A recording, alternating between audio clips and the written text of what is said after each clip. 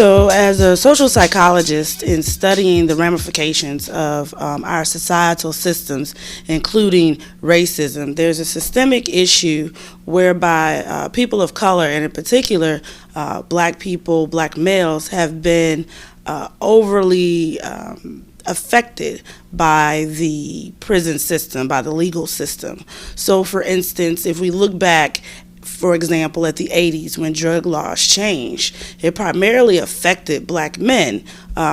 We saw then that for crack, for example, there was a higher incarceration rate and a longer incarceration time than for selling powder cocaine.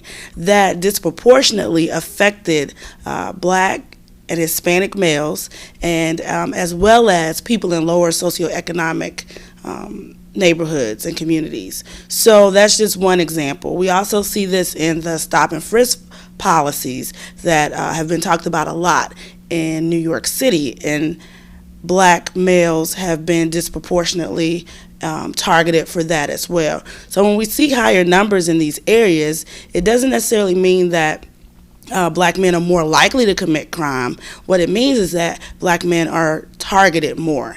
And so the issue becomes that black people tend to be overrepresented then in the prison system. So within the prison system, we find that there are a lot of ramifications for having to go through this system. For example, not being able to vote, losing certain rights, the rights to bear arms, for example, as well. So that there are a lot of consequences for getting involved in the prison system. And if black people are overly targeted and more likely to become a part of this system, it has the opportunity to disadvantage the community in the long run. The issue is that racial profiling has continued historically.